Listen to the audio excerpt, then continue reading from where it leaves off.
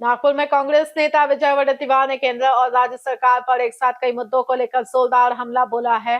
SIR में 2 करोड़ नाम कम होने का दावा करते हुए उन्होंने बड़े पैमाने पर नाम हटाए जाने की आशंका जताई है।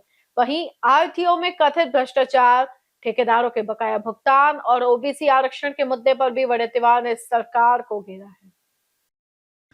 कांग्रेस नेता विजय वडेट्टीवार ने एसआईआर यानी विशेष गहन पुनरीक्षण को लेकर केंद्र सरकार पर गंभीर आरोप लगाए हैं। उन्होंने दावा किया कि एसआईआर की प्रक्रिया में करीब 2 करोड़ नाम कम हुए हैं और अंतिम चरण के दौरान भी नाम हटाने की आशंका है। वडेट्टीवार ने कहा कि इस मुद्दे को लेकर कांग्रेस आंदोलन करेगी और सरकार को इसका जवाब देना होगा। वडेट्टीवार ने आरोप लगाया कि एसआईआर के दौरान कुछ विशेष अल्पसंख्यक इलाकों को निशाना बनाकर नियम और शर्तें लागू की गई। उन्होंने कहा कि कांग्रेस ने भी मतदाता सूची की प्रक्रिया पर नजर रखने के लिए कार्यकर्ताओं को जिम्मेदारी दी है। तो सरकारने यांच्या मोदी सरकारने एसआईआर करताना पर्टिक्युलर अल्पसंख्याक लोकांना टार्गेट करूनच हा एसआईआर केला असा आमचा स्पष्ट आरोप आहे।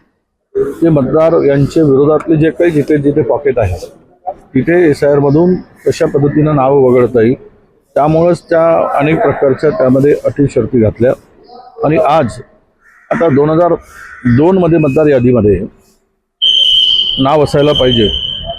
आता ते सगळे हे करत असं आता तर तुमचे 2 कोटी एसआईआरच्या याच्यात झाले।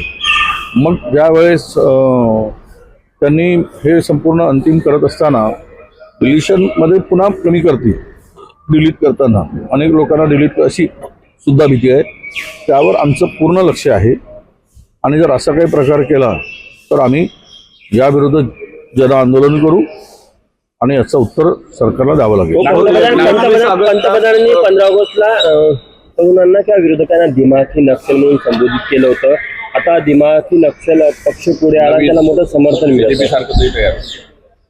असं आहे, जे जे बोलतायत ते भांबावले आहेत, घाबरले आहेत, प्राईम मिनिस्टर दर्गे म्हणून त्यांच्या बोलण्यातून अशा प्रकारचे वक्तव्य येत आहे। आणि जर तरुणाला, विरोधी पक्षाला ज्यांचा इतिहास देशविरोधी राहिला, ज्यांचा इतिहास संविधान विरोधी आहे, ज्यांचा इतिहास देशाच्या स्वातंत्र्याविरोधात होता, त्यांनी दुसऱ्यावर अशा प्रकारचे आरोप करणं हे हास्यास्पद आहे। काल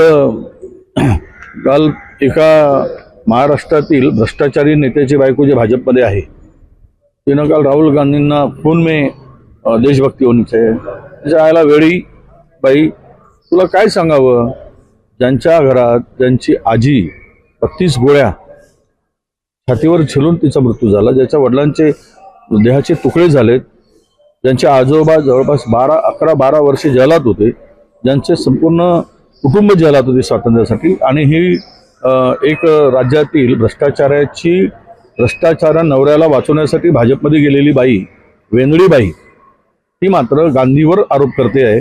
जिथे म्हणजे सूर्याकडे थुंकून बघण्याचा प्रयत्न आहे, तिच्या तोंडावरच आज सगळी थुंकी पडणार आहे। म्हणून अशा प्रकारची गांधी घराण्यावर आरोप करणं, कुटुंबावर आरोप करणं, विरोधकावर आरोप करणं, प्राईम मिनिस्टरचे जे आरोप आहे हे हास्यास्पद आहे। देशाने याला पुन्हा लोकांना रस्त्यावर उतरण्यासाठी प्राईम मिनिस्टर मजबूर करतायत काय असे वक्तव्य करून अशा प्रकारचं वातावरण देशभरात आहे।